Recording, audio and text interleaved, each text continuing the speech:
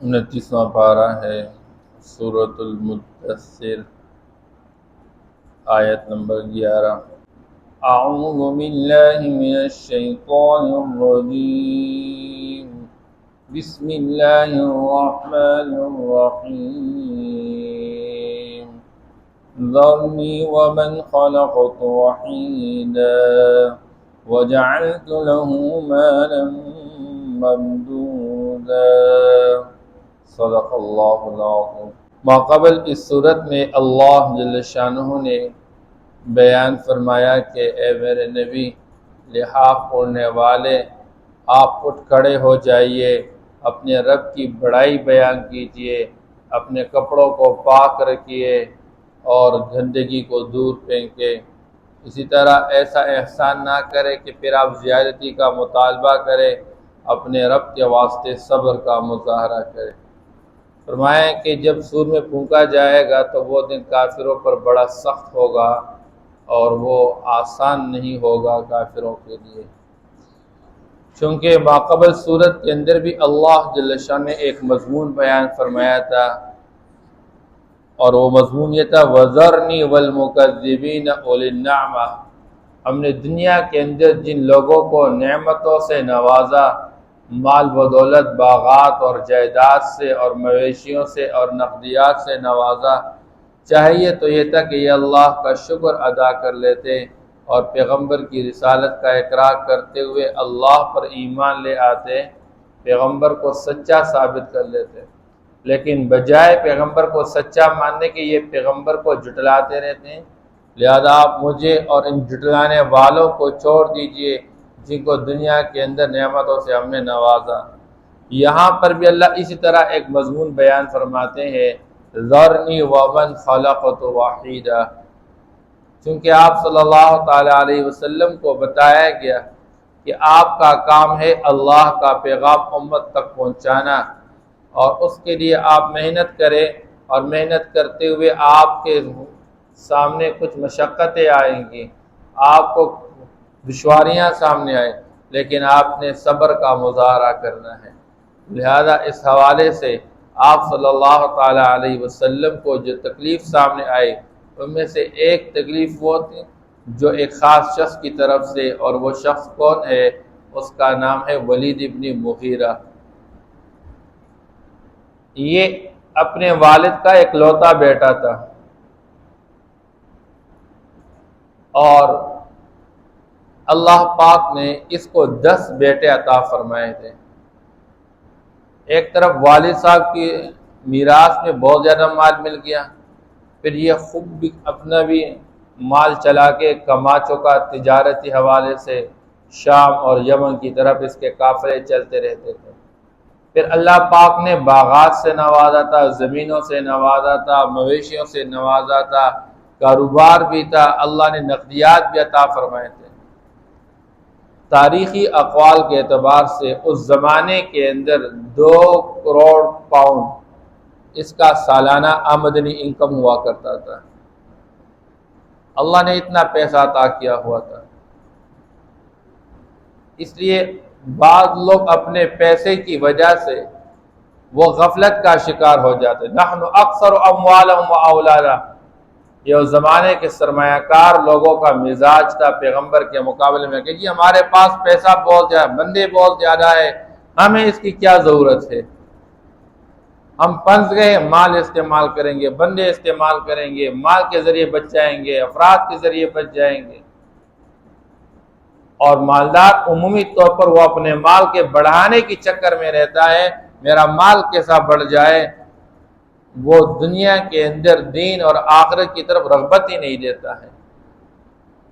اور کبھی کبھار تو اس درجے اس کے اندر وہ مال کی حرص اور لالچ پائی جاتی ہے کہ وہ مال میں اللہ کے حقوق یعنی زکوٰۃ اور صدقات یا مالی عبادات حج ہے وہ ادا نہیں کرتا ہے، بس صرف مال کو بڑھانے میں لگا ہے۔ کروڑوں کا مالک کبھی زندگی میں حج ادا نہیں کیا، کروڑوں کا مالک کبھی زکوٰۃ نہیں دی، کروڑوں کا مالک کہ معاشرے کے فقیر، مسکین اور غریب کا خیال نہیں رکھا اپنی ذاتی پیٹ کو بھرنے میں۔ اس طرح یہ بندہ بھی تھا، اللہ نے اس کو بہت نوازا، اور پھر اولاد بھی اللہ عطا فرما چکے ہیں، لیکن ساری باتوں کے باوجود اس نے آپ صلی اللہ تعالی علیہ وسلم کو تکلیف دی۔ کبھی تو کہنے لگا کہ جی یہ جو کلام ہے، آپ صلی اللہ تعالی علیہ وسلم جب رات کو قرآن پڑھتے رہتے تھے تو یہ سرداران قریش آ کر چپکے سنتے رہتے تھے، یہ بھی رات کو آ کر حضور پاک صلی اللہ تعالی وسلم کا کلام سنتا رہتا تھا، لیکن اپنی چودراہٹ اور سرداری کی وجہ سے آپ صلی اللہ تعالی علیہ وسلم کو ماننے کے تیار نہیں تھا۔ اس لیے ابو جہل نے کہا تم اس طرح کی کوئی بات کرو کہ لوگ اس کی بات کو نہ مان سکے، تو کہنے لگا ہم اس کو مجنون بھی نہیں کہہ سکتے، کہنے لگا ہم اس کو شاعر بھی نہیں کہہ سکتے، ہم اس کو کاہن بھی نہیں کہہ سکتے، البتہ یہ ہو سکتا ہے ہم اس کو جادوگر کہہ دیں، اس کا جو کلام ہے یہ جادو ہے، کیونکہ جادو کے ذریعے عمومی طور پر لوگ میاں بیوی کے درمیان جدائی ڈالتے تھے۔ سلیمان علیہ السلام کے زمانے سے یہ مسئلہ آ رہا تھا، اور وہاں پر بھی لوگ جادو کو سیکھتے تھے صرف اس واسطے کہ میاں بیوی کے درمیان اختلافات ڈال دیں، اور جادو کو براہ راست مؤثر ماننا یہ بھی کفر ہے، اس سے اپنے آپ کو بچانا چاہیے۔ اور جی جادو کی وجہ سے ایسا نہیں، اللہ نے چاہا تو ایسا ہوا ہے بس۔ اب ایک بندہ گاڑی چلا رہا اور ایکسیڈنٹ ہو گیا اور زخمی ہو گیا، اب اللہ نے اس کی تقدیر میں زخمی ہونا لکھا تھا، سبب ایکسیڈنٹ بن گیا، اب اس کا زخمی ہونا کیوں؟ کسی گاڑی تو اس کو زخمی نہیں کیا ہوا ہے، جو اللہ کے امر سے زخمی ہو گیا۔ یہ تو کوئی نہیں کہتا کہ گاڑی نے اس کو زخمی کر دیا۔ اب ظاہراً ایک نسبت کی جاتی ہے، لیکن یہ نسبت مجازی ہوتی ہے، حقیقت میں کہتا ہے بس اللہ نے تقدیر میں یہ تکلیف لکھی ہوئی تھی۔ تو اسی طرح اگر کوئی ایسی آزمائش میں مبتلا ہو جائے، اللہ سب کی حفاظت نصیب فرما دے، کہ شیاطین انسانوں میں بھی بہت سخت ہوا کرتے ہیں، جو ظالم اور جابر ہوتے ہیں، دلوں کے اندر کینہ بغض حسد رکھنے والے، کسی کی اچھی حالت کو برداشت نہیں کر سکتے، تو پھر اس کی وجہ سے ان الٹے کاموں میں چل پڑتے ہیں، لیکن اصل تو حالات اللہ کی طرف سے آتے ہیں۔ اس لیے آپ صلی اللہ علیہ وسلم کے حق میں کہنے لگا کہ یہ لوگوں کو آپس میں توڑتا رہتا ہے، یہ اس کا کوئی بن جاتا ہے پھر وہ اپنے پورے فیملی خاندان کو چھوڑ لیتا ہے، یہ خاندانوں میں جدائیاں لانے والا، تو مطلب ہے کہ یہ جادو اس کے پاس ہے۔ یا بتایا جا رہا ہے کہ ابو جہل نے ایک مرتبہ اس سے کہا اب لوگ آئیں گے حج کے لیے، اور یہ محمد بن عبداللہ اس کے پاس لوگوں کے پاس جا کے اپنا پیغام رکھے گا، اور اگر لوگ اس کی بات کو مان چکے اور مانتے بھی ہیں، کیونکہ جو بھی اس کے ساتھ بیٹھ جاتے ہیں وہ اس کا گرویدہ بن جاتا ہے، لہذا اب اگر لوگ حج پہ آ گئے اور حج کے لیے ہر طرف سے لوگ آتے رہتے ہیں تو اس کی بات بہت پھیل جائے گی، آپ ایسی کوئی بات تیار کر لیں کہ ہم لوگوں کو سمجھا سکیں تاکہ لوگ اس کی بات پر اعتماد نہ کر لیں۔ تو ولید بن مغیرہ نے کہہ دیا کہ جو بھی آئے ان سے کہہ رہے کہ جی یہ جادوگر ہے اور یہ اس کے کلام میں بہت بڑا جادو ہے۔ اس لیے اللہ جل شانہ نے اس بندے پر سخت وعید بیان فرما دی، ذرنی ومن خلقت وحیدا، آپ مجھے اور اس شخص کو چھوڑ دیے جس نے میں نے اکیلا پیدا کیا، یا تو اللہ پیدا کرنے میں اکیلا کیونکہ اللہ کے ساتھ کوئی شریک نہیں، اور یا یہ کہ اللہ فرماتے ہیں مجھے چھوڑ دیے اور اس شخص کو جس کو میں نے اکلوتا بیٹا بنایا اپنا والد کا، ایک ہی ہے، اس کا کوئی اور بھائی نہیں ہے۔ وَجَعَلْتُ لَهُ مَالًا مَمْدُودًا، اور جس کے لیے میں نے مال بھی لمبا چوڑا میں نے اس کو عطا کر رکھا ہے، وَبَنِينَ شُهُودًا، اور اولاد بھی عطا کر رکھی ہے، اور اولاد جو مجلس میں حاضر ہونے والی۔ بعض اوقات یہ مال اور اولاد انسان کے لیے عزت کا باعث ہی بن جائے، جب بندہ صاحب اولاد ہوتا ہے اور اولاد بھی نیک و صالح ہو، انسان کی نیک نامی کا باعث بن جائے۔ اب ہمارے معاشرے کے اندر ایک بندہ ایک نیزہ پہن چکا اور اس کی وجہ سے اس کو کتنی عزت و شہرت مل گئی، اب اس کی وجہ سے اس کے والد کو کتنی عزت مل گئی، اس کے والدہ کو کتنی عزت مل گئی، اس کی فیملی کو کتنی عزت مل گئی۔ تو بعض اوقات ایک اچھے کردار کی وجہ سے اچھا تاثر بھی قائم ہو جاتا ہے اور پھر اس کا کریڈٹ والدین کو چلا جاتا ہے۔ اب اس کی اولاد میں 10 بیٹے تھے، ان میں سے ایک خالد بن ولید رضی اللہ تعالی عنہ۔ اس کے بیٹوں میں سے 3 یا 4 وہ اسلام قبول کر چکے تھے، باقی اپنے باپ کی طرح کفر میں مر گئے تھے۔ ان میں سے ایک تھا خالد بن ولید رضی اللہ تعالیٰ عنہ، دوسرا تھا ولید ابن ولید، باپ کا نام بھی ولید، بیٹے کا نام بھی ولید، اور تیسرا تھا عمار ابن ولید۔ ابھی جو خالد بن ولید رضی اللہ تعالیٰ عنہ تھے، یہ تو احد تک مسلمانوں کے خلاف تھے، اور احد میں مسلمانوں کو جو ظاہر پر کچھ وقت کے لیے شکست محسوس ہو گئی تھی وہ ان کی وجہ سے ہوئی تھی، لیکن اللہ نے اسلام کی دولت سے نوازا، اور پھر اللہ نے اتنا بڑا مرتبہ عطا فرمایا کہ سیف من سیوف اللہ، اللہ کی تلواروں میں سے ایک تلوار، سیف اللہ کا لقب ان کو حاصل ہو گیا۔ ساری زندگی کوشش کی کہ مجھے شہادت مل جائے، لیکن اللہ کی تلوار تو ٹوٹنے والی نہیں ہوتی ہے، اس لیے زخم بدن پہ بہت لگ گئے، 80-84 زخم بدن پہ لگے ہوئے تھے۔ اس لیے فرماتے لوگ میدان جہاد سے ڈرتے ہیں کہ میں مر جاؤں گا، اگر میدان جہاد میں مرنا ہوتا، شہید ہونا ہوتا تو میں کب کا شہید ہو چکا ہوتا۔ میں بار بار میدان میں جانا چاہتا ہوں اس واسطے کہ میں شہید ہو جاؤں، لیکن میں شہید نہیں ہو رہا ہوں۔ اس لیے میدان جہاد میں اس ڈر کی وجہ سے پیچھے رہنے نا کہ میں مر جاؤں گا، یہ خوف نہیں رکھنا چاہیے۔ تو جب اللہ چاہیں گے تو بندہ مر جائے گا، اور مرنا تو ویسے بھی ہوتا ہے، عزت کی موت بندہ مر جائے۔ تو حضرت خالد بن ولید رضی اللہ تعالیٰ عنہ جو فاتح شام اور عراق کے پورے علاقوں کے اندر جا کے غالب آنے والے اور سب لوگوں کو مغلوب کرنے والے، اللہ پاک نے اتنا بڑا کام لیا کہ 1 10 کے لیے کافی ہو گئے، اور پھر 1000 کے لیے کافی ہو گئے۔ اس لیے 60 بندوں نے 60,000 کا مقابلہ کیا۔ مسلمان کے ایمان کی بنیاد پر اللہ کی مدد و نصرت نازل ہوتی ہے۔ اس لیے آپ صلی اللہ تعالیٰ وسلم نے فرمایا جب مسلمان 12,000 تک پہنچ جائے تو پھر یہ تعداد کی وجہ سے کبھی شکست نہیں کھائیں گے، اگر شکست کھا بھی جاتے ہیں تو یہ آپس میں لڑائی جھگڑے اور یا ایمان کی کمزوری کی وجہ سے۔ اسے فرمایا آپس میں اختلافات مت رکھو، فَتَفْشَلُوا وَتَذْهَبَ رِيحُكُمْ، کمزور پڑ جاؤ گے، تمہاری شان و شوکت ختم ہو جائے گی، دشمن کے دلوں سے تمہارا رعب ختم ہو جائے گا۔